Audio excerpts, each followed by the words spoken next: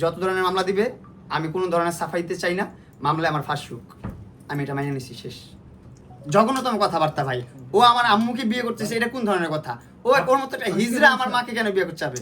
আমার বাবা মার জীবনের যেমনই হোক যাই হোক, দেখেন স্টিল আমার বাবা আছে, আমার মা আছে, ওনারা একসাথে থাকে, সারাদিন ঝগাঝাটি হয়, সারাদিন মারামারি করে, সারাদিন যাই করে, একসাথে থাকে আমার বাবা মা একসাথে থাকে, আবার ঘুম থেকে উঠে আবার ঝগড়া করে, আবার একসাথে ঘুমায়।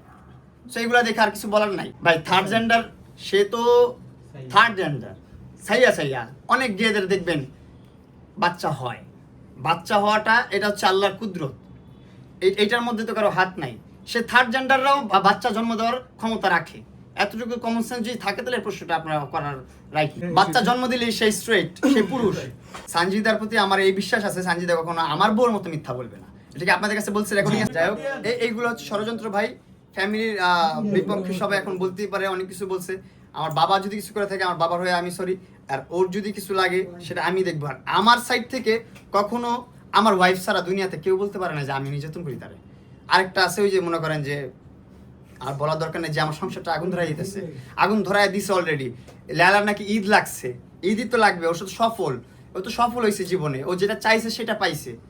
ও চাইছে আমার সংসার নষ্ট হোক, আমি ধ্বংস হই, আমার অধপতন হোক, এটা পাইছে। এখন তো আমি ধ্বংস, আমি অধপতন, আমার এখন অধপতনের রাস্তায় আমি হাঁটতেছি। আমি নিজে দেখতেছি আমার সব ধ্বংস সামনে, তারপর আমি এই রাস্তাতেই হাঁটতেছি। কারণ কি? কারণ আমি যাকে ভালোবাসে ঠুকে গেছি, সে আমার বিপক্ষে চলে গেছে। এখন আমি আর এইগুলো নিয়ে সাফাই দিতে চাই না।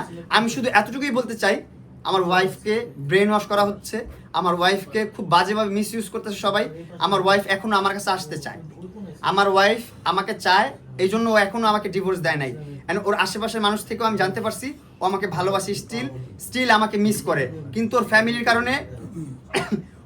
কারণে আমার কাছে আসতে পারে না। 100% আল্লাহর হাত আছে। কেন আপনাদেরকে 2 তারিখে প্রেস কনফারেন্স দিল যে আমি ভিউ ব্যবসা করবো না, আমি মামলা ব্যবসা করবো না, আমি যৌতুক ব্যবসা করবো না, সে কোনো ব্যবসাই করবে না। এখন এসে কেন সে মামলা দিল, সে ম্যানিপুলেট করে আমার কাজের ছেলেটাকে নিয়ে এসে তাকে দিয়ে মামলা দিল। আমার কাজের মেয়েকে নিয়ে এত বাজে কথা আমাকে কল দিয়ে বলছে যে তুই কি এখন তোর কাজের মেয়ের সাথে শুইতেছোস, তোর বাপ শুইতেছে, তুই কি তার আগে ব্যবসা করাইতেছোস, তোর মা লোকাই নাই না ব্যবসা করায়। এইগুলো আমার কাজের মেয়েকে নিয়ে আমাকে বলছে কলে। এখন আবার সে কাজের মেয়েকে নিয়ে আবার ইউজ করতেছে। এটা কোন ধরনের কথা? আমার ওয়াইফ যতগুলো কথা বলতেছে, 100টা কথার মধ্যে 120টা কথা বলতেছে। হ্যাঁ, কাজের মেয়ে বললে, এখন কাজের মেয়ে যদি এটা সত্য হয়ে থাকে, ও প্রমাণ করতে পারে, আমার বাপের বিরুদ্ধে মামলা করে দেখ, রেপ কেসের মামলা দেখ, আমি ওর হয়ে সাক্ষী দিব যে আমার বাপ রেপ করছে, তারপর ডিএনএ টেস্ট হবে, তারপর হচ্ছে আমার বাপের জেল খাটুক, আমি চাই। আমার বাপ যদি অন্যায় করে থাকে, আমার বাপের এগেইনস্টে আমার বাপ যদি অন্যায় করে থাকে, আমার চোখে কখনো পড়ে নাই, সানজিদা কখনো আইসা আমার বলে নাই কথা। আমার কাজের মেয়ে এতদিন ধরে আমার বাসায় আছে, 3-4 মাস ধরে আমার বাসায় থাকে, কখনো একবারও আমার কানে আসেনি এই কথাটা আমার বাবা উল্টাপাল্টা কিছু করছে। এখন আইসা ও আমার বাসা থেকে বের হয়ে যায়, আমার মানে ওইখানে যে বুঝতেছি না, আমি আমার বিপক্ষে সব ভাই, আমার বিপক্ষে সব।